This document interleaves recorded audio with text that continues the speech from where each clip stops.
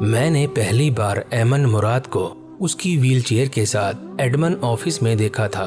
وہ انٹرویو کے لیے آئی تھی۔ مجھے یقین تھا کہ اسے مسترد کر دیا جائے گا۔ بھلا جسمانی طور پر ایک معذور لڑکی کس طرح ایک سکول ٹیچر منتخب ہو سکتی ہے؟ پرنسپل صاحبہ تو اچھوں کو گھاس نہیں ڈالتی تھیں، پھر یہ ایمن کس کھیت کی مولی تھی؟ مگر جس پر اعتماد انداز میں وہ ایڈمن والوں سے گفتگو کر رہی تھی، اسے دیکھ کر کہیں سے نہیں لگ رہا تھا کہ وہ اپنی معذوری کو لے کر کسی بھی قسم کے احساس کمتری کا شکار ہے۔ وہ سارا دن میں نے ایمن کے متعلق مختلف قسم کے مفروضے مرتب کرتے ہوئے گزارا۔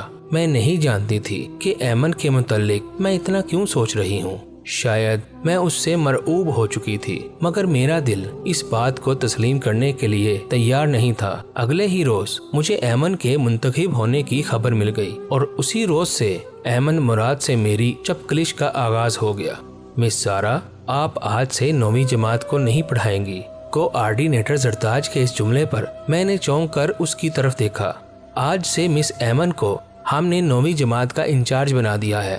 اب سے سینئر کلاسز وہی دیکھیں گی۔ ان کی تعلیمی قابلیت اور تجربہ آپ سے کہیں زیادہ ہے۔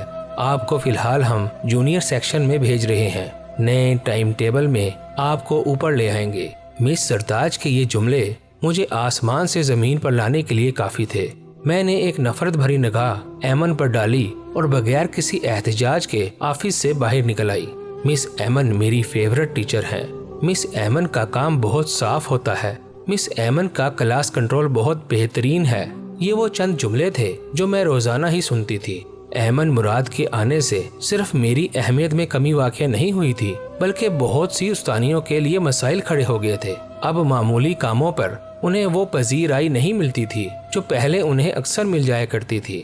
اب سب ایمن کی جسمانی معذوری کو لے کر روزانہ اس کی جانب کوئی نہ کوئی فکرہ اچھال دیا کرتے تھے، مگر وہ یہ سب باتیں نظر انداز کر کے اپنے کاموں میں مصروف رہا کرتی۔ پرنسپل صاحبہ نے ایمن کو اسکول کے بہت سے کاموں کا انچارج بنا دیا تھا۔ ہم سب کی لاکھ کوشش کے باوجود ایمن کی مقبولیت میں کوئی کمی واقع نہ ہوئی، اور پھر ایک روز ہمیں ایمن کو نیچا دکھانے کا موقع مل گیا۔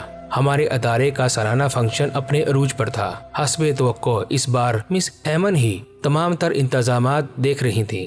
سب بہت اچھا چل رہا تھا کہ اچانک مجھے محسوس ہوا کہ مس ایمن ہال میں موجود نہیں۔ میں اسٹاف روم میں گئی تو وہاں مس ایمن پریشانی کے عالم میں فائلیں آگے پیچھے کر کے دیکھتی جا رہی تھی۔ کیا ہوا مس ایمن؟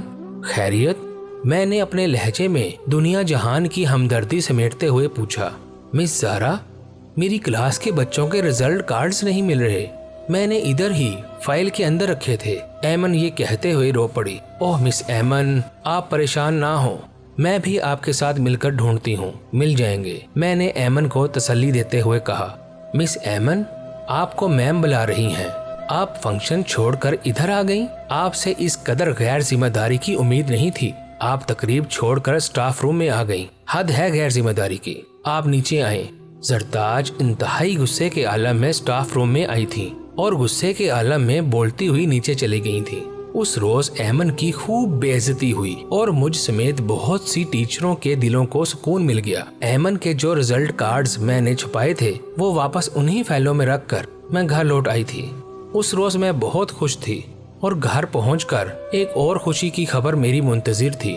زارا بیٹا، اب تم گھر بیٹھنے کی تیاری کرو۔ تمہارے رشتے کے لیے اسفند نے ہاں کر دی ہے اور یہ سب تمہاری کولیگ ایمن کی وجہ سے ممکن ہوا ہے۔ کیا؟ مگر حیرت کے باعث مجھ سے کچھ بولا ہی نہیں جا رہا تھا۔ ہاں نا، ڈاکٹر اسفند کی والدہ تمہارے بارے میں پوچھنے کل تمہارے اسکول جا پہنچی تھی اور وہاں تمہاری مس ایمن نے اسفند کی والدہ کے سامنے تمہاری اتنی تعریفیں کی کہ انہیں ماننا ہی پڑا۔ امی نے مجھے گلے لگاتے ہوئے کہا، یہ سب آپ کو اسفند کی والدہ نے بتایا ہے؟ مجھے یقین ہی نہیں آ رہا۔ ہاں، ان کے علاوہ اور کون بتا سکتا تھا؟ میرے لیے تو وہ لڑکی فرشتہ ثابت ہوئی ہے، اور انہوں نے مجھے بتایا کہ وہ لڑکی دونوں ٹانگوں سے معذور تھی۔ بے اختیار میں بول اٹھی، معذور وہ نہیں، وہ تو مکمل ہے، ادھورا تو وہ ہے جو اسے معذور سمجھتا ہے۔ امی نے تو شاید اور بھی بہت کچھ کہا تھا، مگر میرے کانوں کے آس پاس امی کی زبان سے نکلا ہوا آخری جملہ ٹھہر گیا۔ مجھے معلوم تھا اب میں ایمن سے معافی مانگوں گی۔ میں جانتی تھی وہ تو مجھے معاف بھی کر دے گی، مگر ایمن کے رویے سے مجھے اتنا ضرور معلوم ہو گیا تھا کہ ادھورا کون ہے۔